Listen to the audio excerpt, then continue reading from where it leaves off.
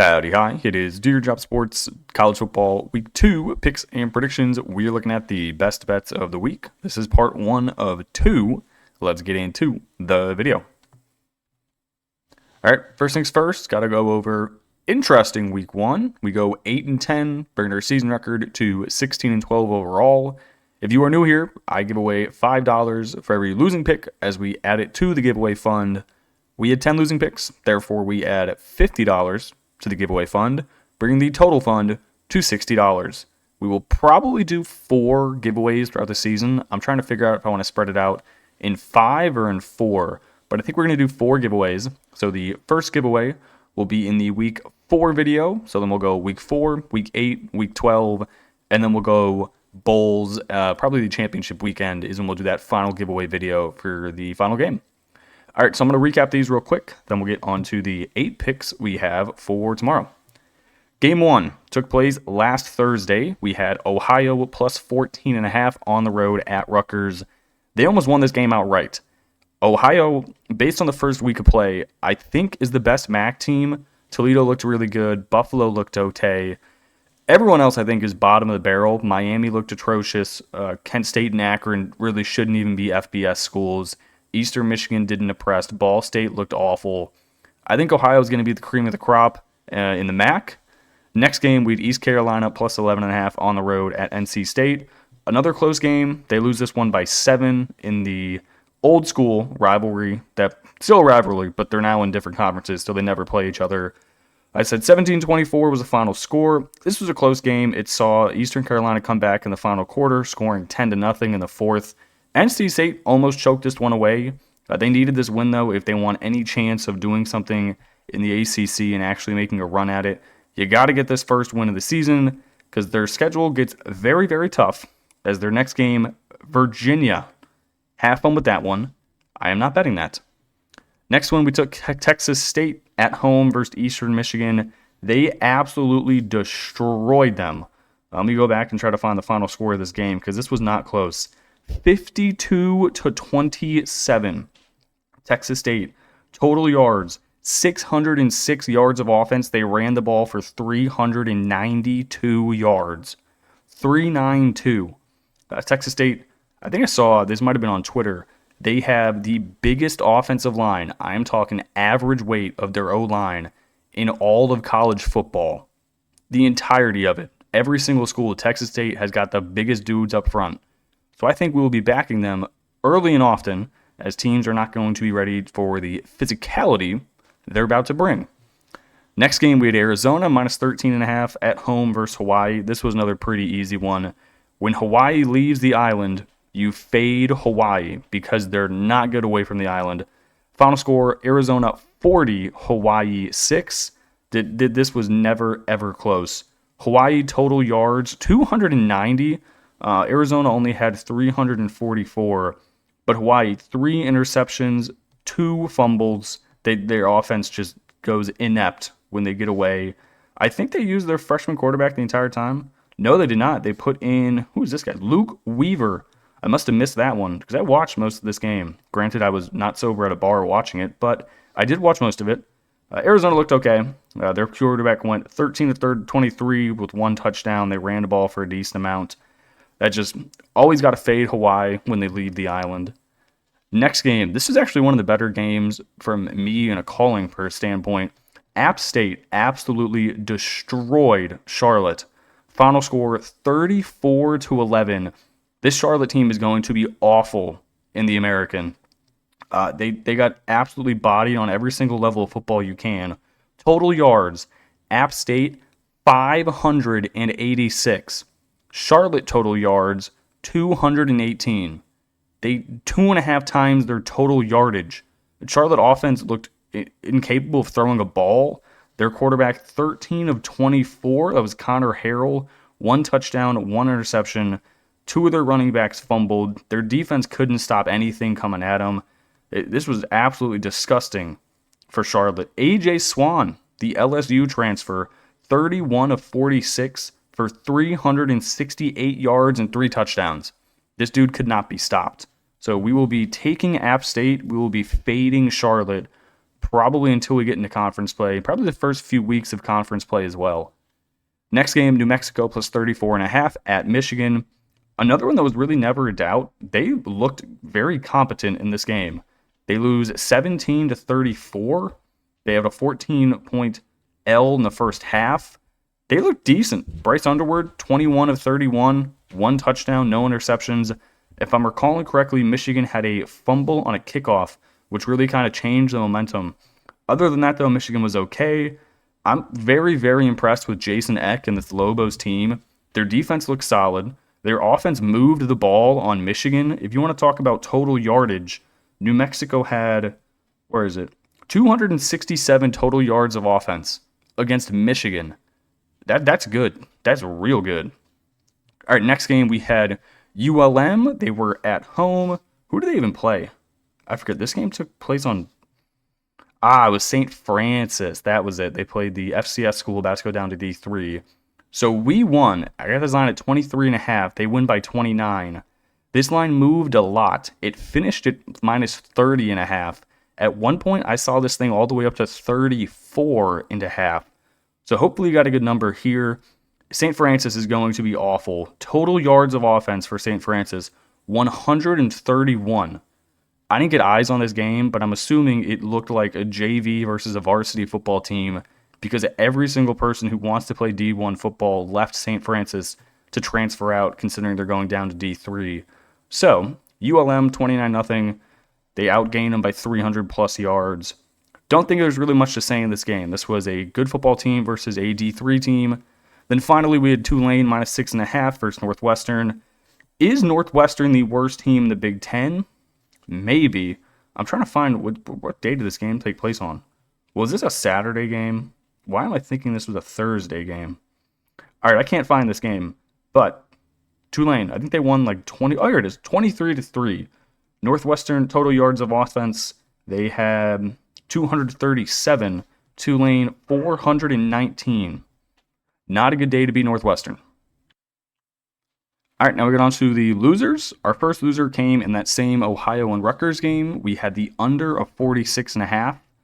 Neither defense could really stop anyone. I mean, both teams had way, way more yards than I thought they would. Ohio actually outgained Rutgers 440 total yards to 399. The difference proved to be a punt return block for a touchdown that Rutgers had. So both teams scored way more than I thought, but ho hey, whatever.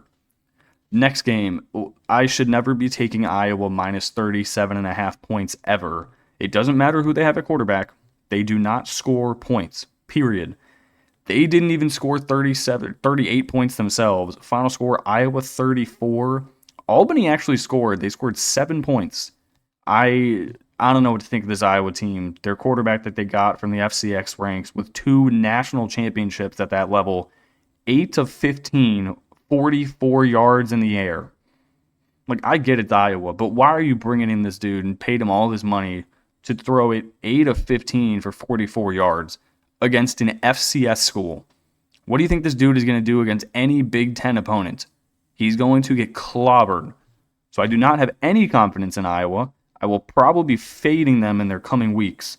They are at Iowa State, not betting that game. I never bet that game. They're versed UMass, not touching it. They go at Rutgers week 4. I will probably be taking Rutgers week 4. Next game, Wisconsin. God, this was brutal. Wisconsin minus 17.5. We also had the over 39.5. Wisconsin starting quarterback, he's probably done for the season. If you saw the injury, it was not good. It looked very ugly. Miami of Ohio looked absolutely horrible.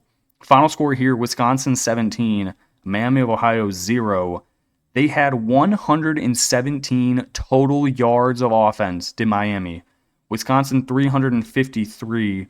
They couldn't get anything going once their starting quarterback left the game. What was his name? Oh, he was the Maryland transfer. Billy Edwards, that was his name. Then they brought in Danny O'Neal, sorry. He went 12 of 19, 1 touchdown, 1 interception. They should have won this game by 100. I don't know what you're doing, Wisconsin. Another Big Ten team I really shouldn't be taking minus the points or the over, but I did both. Next game, this is the most fraudulent loss on the entire card. FAU plus 14.5, and we had the over of 59.5. What if I told you that FAU turned the ball over 10 times in a single football game? 10. Their quarterbacks, they played 2 of them because they both played so horribly.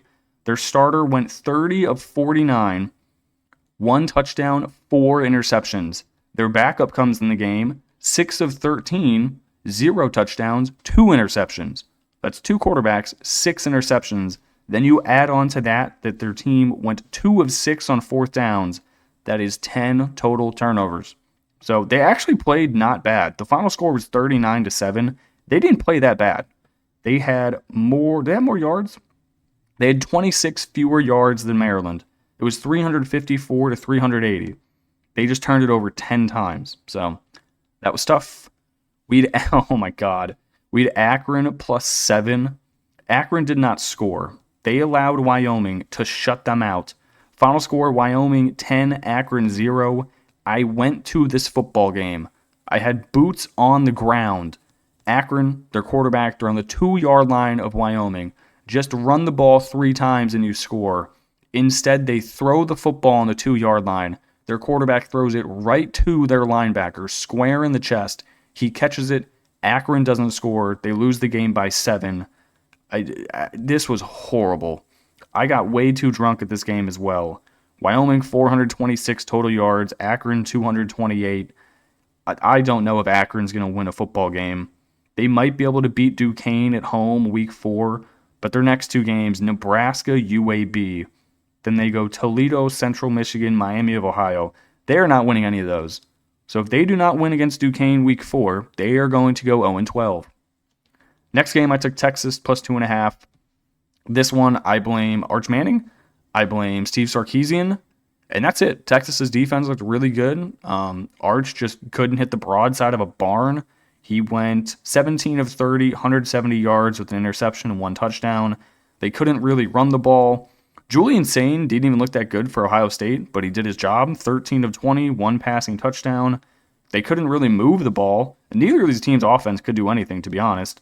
They had total yards 336 for Texas. 336 compared to 203 for Ohio State. Texas just went 1 of 5 on 4th down. They stuffed them at the goal line. They stuffed them twice at midfield. It's just Sarkisian getting his own head and not being able to call a football game.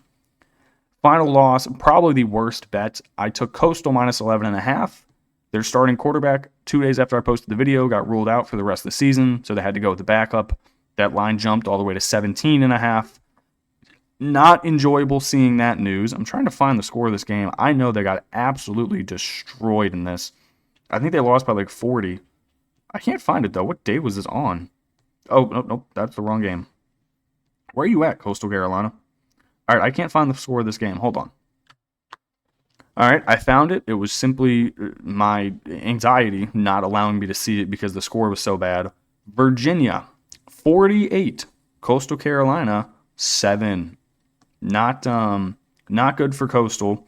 They go 1 of 14 on 3rd down. They get outgained by 200 yards. They only rushed for 91 yards. Their quarterbacks, both of them, because they played 2 of them, looked atrocious. 0 touchdowns, 1 interception. They fumbled it once. Coastal is very bad, so we will be fading them in the future. All right, that is how I go 8-10. We added $50 to the giveaway fund. If you want to be added to that, the only thing you have to do to enter is subscribe and then comment on the week 4 video. All right, let's get on to the picks for tomorrow. All right, game number 1, it is West Virginia on the road at Ohio. We are going to be backing Ohio a lot. Probably not next week as they play Ohio State, but they're good. I think they're getting disrespected in a bunch of their lines. I would have them as a favorite at home against Rich Rod and West Virginia. West Virginia has the backyard brawl against Pitt next week. I do not think they're thinking about this Ohio game at all. West Virginia 1-0. They beat Robert Morris 45-3 in week 1. They put up over 600 yards on him. But at the end of the day, it is Robert Morris. Not too much to talk about them. They have the massive matchup next week. I don't mind the under here. I took the under in the Ohio-Rutgers game. It screwed me. But the game did slow down towards the end once Ohio defense actually found out how to stop the ball. So I trust them a bit more here at home. Ohio 0-1 on the year. They lose 31-34. Interesting note here, they have 2 more days of rest than West Virginia. West Virginia played on Saturday. Ohio played on Thursday. They had more total scrimmage yards than Rutgers week 1. They just allowed that block punt for that touchdown, which led to the difference in the game. They are 100% live to win this game outright. You can catch the money line at about plus 140. First game in Athens, Ohio this year. This place is going to be absolutely rocking. Give me the Bobcats at home plus 3.5. All right, next game we got. We just talked about how we're going to back Ohio. On the opposite side of that, we are going to fade UCLA until they win a football game, because holy, did they look bad in week 1 against Utah. Give me UNLV and the Rebs at home plus 2.5 at Allegiant Stadium. I'm also going to rock the over 55.5. I don't think either of these teams are going to play any defense. But good Lord, was that week 1 performance from UCLA horrible. Nico Iamaleava, this is the first game of his UCLA arc. He was not good. 11 of 22 from the field. They lost 43-10 against the Utes. They had just 220 total yards of offense. Their defense allowed 492. 286 of those were on the ground. And oh, by the way, you have to deal with 2 quarterbacks at UNLV that like to use their feet, get out of the pocket, and run. I do not think this is going to go very well for UCLA at all. UNLV coming off of beating Sam Houston on the road 38-21. Doesn't sound like their most impressive win, but if you look at how they played week 1 against Idaho State, that is a big improvement on the defensive end. It looks like they have decided to go with quarterback from Virginia, Calandria, instead of Orji, the Michigan transfer.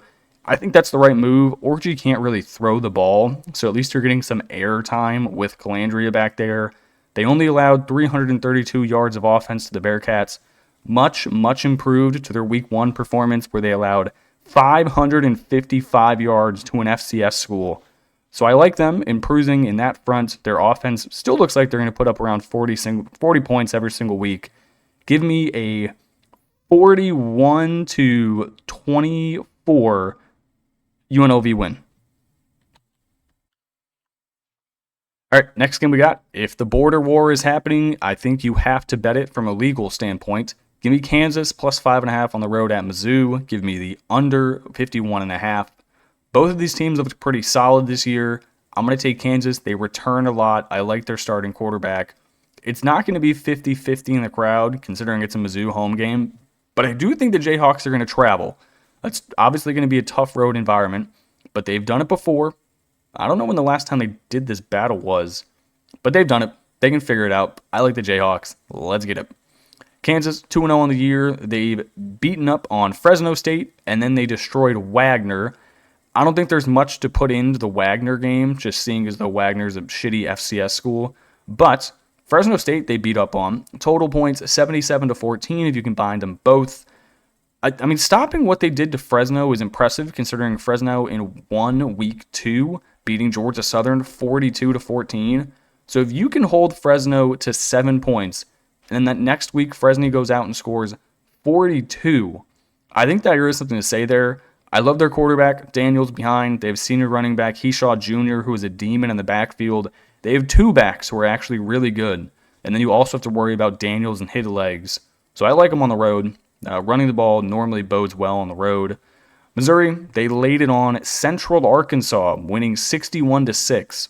I mean, sure, you're supposed to do that.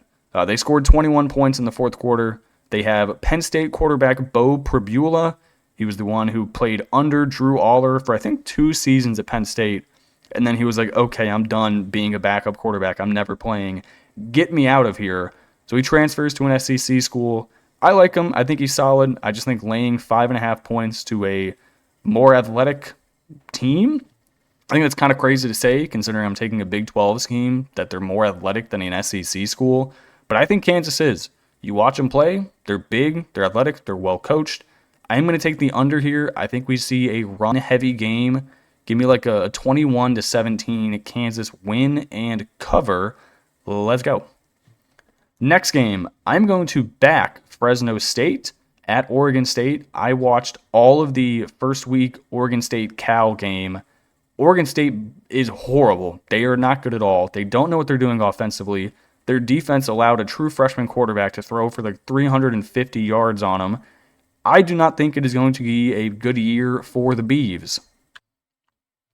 All right, we just talked about how Fresno State got absolutely molly-whopped in week 0 at Kansas, but they bounced back in week 1. I wrote week 1 and week 2, but it's actually week 0, week 1.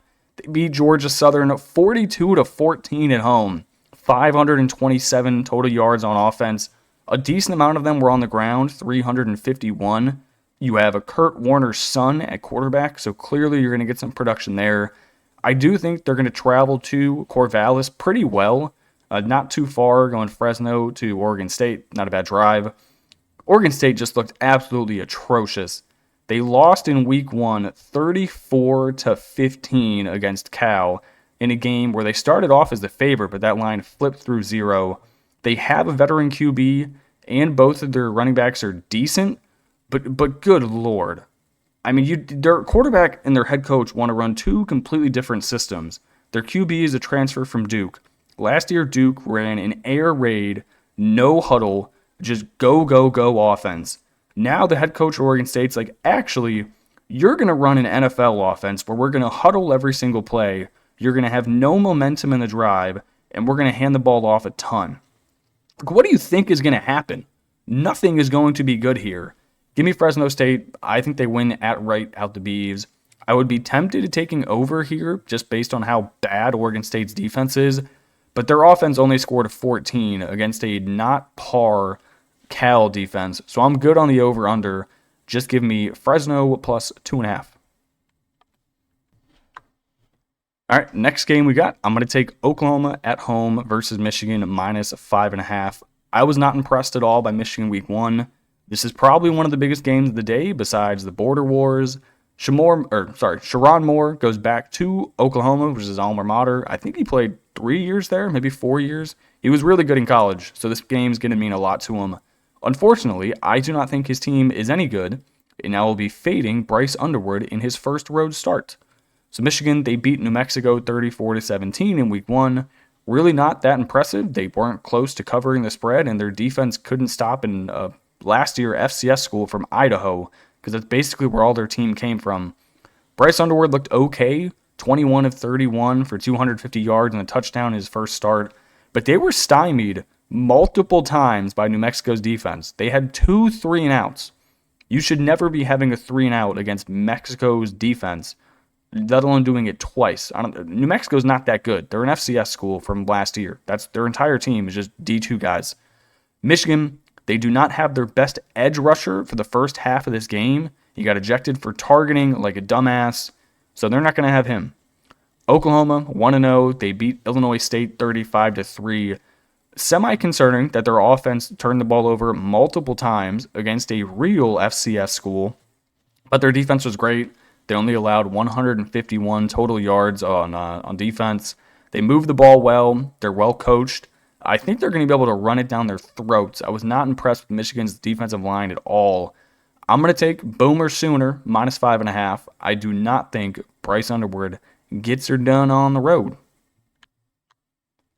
All right, next game. This is one of 2 games that I don't have lines for. I'm assuming Vegas is just slow getting them out because it's Labor Day weekend, but as of me recording this video at 10:40 East Coast time on Monday morning, there are no lines. The lines I made have Boise State minus 27.5. So that's what I'm going to put out there into the universe. Whatever this opens at, though, I will take it. I said I would take this all the way up to minus 35. That's probably going to be the cutoff, to be honest with you. 5 touchdowns is probably it. So yeah, I don't know what this line is going to be. Once the line does drop, I will comment it in the pinned comment section below. Eastern Washington, they're an FCS school. They lost their first game of the year by 10 on the road at Incarnate Word. They're not good. They let up 480 yards of offense week 1. That's almost 9 yards per pass attempt. They promoted their backup quarterback after Mateer left for Oklahoma. This dude does not look any good. Speaking of not looking good, Boise, they exist. They just got the absolute piss beat out of them week 1. losing on the road to USF 34-7. That means you got to go home to Boise and beat the piss out of somebody else.